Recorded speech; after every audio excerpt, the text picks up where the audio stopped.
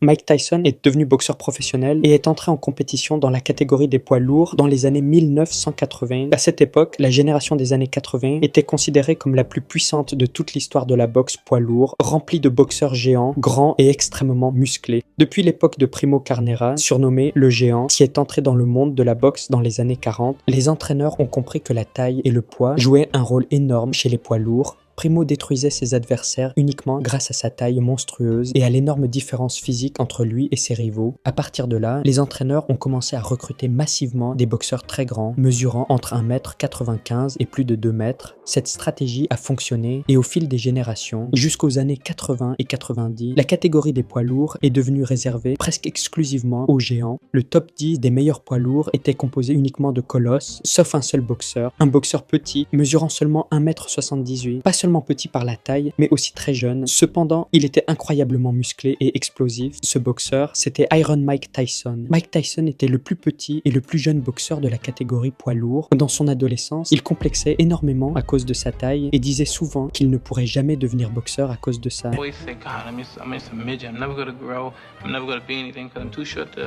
Do any kind of sports, anything. But then, I started believing in myself and things worked out right. Mais Mike Tyson était lourd, rapide et violent en même temps, une combinaison folle. Il possédait des coups dévastateurs et a mis KO 25 boxeurs professionnels, tous plus grands que lui. Après cette série de victoires, un nouveau défi attendait Mike Tyson. Le plus grand, le plus massif et le plus imposant boxeur qu'il ait affronté de toute sa carrière, José Ribalta. José venait d'une famille cubaine. Enfant, il était considéré comme le seul grand espoir de la boxe cubaine à cette époque. Cuba n'avait pas produit de champion du monde depuis des années et tout l'espoir du pays reposait sur José. Sa famille, son quartier et tout le peuple cubain le soutenaient. Il était réellement talentueux et très convoité par les entraîneurs. En amateur, il a remporté plusieurs Golden Gloves et est devenu le deuxième meilleur boxeur amateur de Cuba. Il comptait participer aux Jeux Olympiques, mais la situation financière de sa famille ne lui permettait pas de poursuivre cette voie. Il a donc décidé d'abandonner l'amateurisme et de passer professionnel. Il est devenu boxeur pro en 1982. 3 ans plus tard, José a disputé son premier grand combat professionnel, mais il a été clairement volé par les juges. Le public entier a insulté l'arbitrage. Après cela, sa carrière a connu quelques difficultés, mais ses entraîneurs ont réussi à le remettre sur le bon chemin. José est revenu plus fort, plus confiant que jamais. Il était persuadé qu'il allait battre Mike Tyson et devenir le premier homme à le vaincre, inscrire son nom dans l'histoire et rendre fier sa famille et son pays. Ses entraîneurs partageaient exactement la même confiance.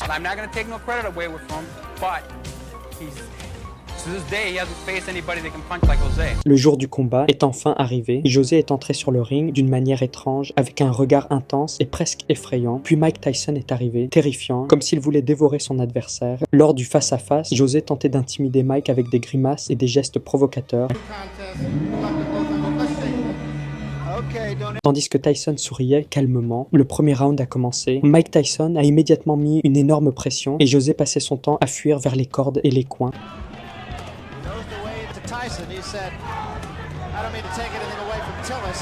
Le round s'est terminé ainsi. Au deuxième round, Mike a continué à presser jusqu'à placer un uppercut violent qui a complètement sonné José.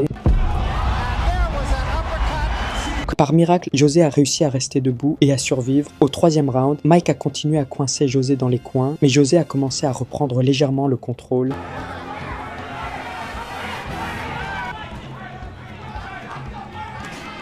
Au quatrième round, José a commencé à enlacer Mike Tyson constamment, une tactique sale et très provocante pour l'empêcher de frapper.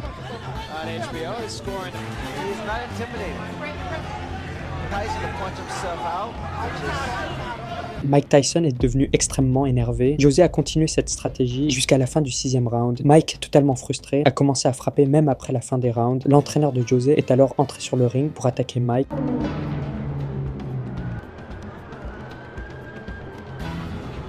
À ce moment-là, Mike Tyson a complètement perdu le contrôle. Au huitième round, Tyson a envoyé José au sol sans pitié.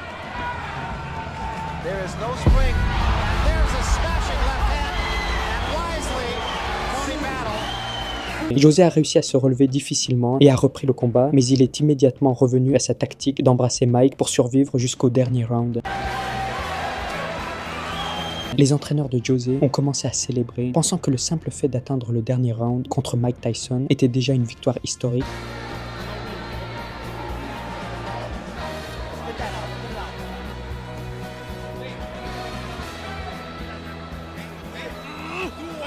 Il disait que même s'il perdait, ce ne serait pas une vraie défaite, car seuls 2 boxeurs dans toute la carrière de Mike avaient tenu jusqu'à la fin. Mais Mike Tyson avait décidé que ce combat allait se terminer maintenant. Le dernier round a commencé, et après seulement quelques secondes, Mike a envoyé José violemment au sol.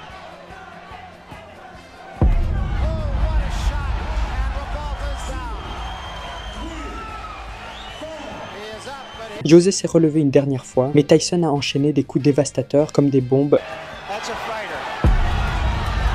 L'arbitre a été forcé d'arrêter le combat pour éviter un drame. Le combat s'est terminé par un KO en faveur de Mike Tyson. Mike Tyson est sorti du ring sans la moindre égratignure et a prouvé ce soir-là que la taille et le poids ne veulent absolument rien dire quand la vraie puissance est là.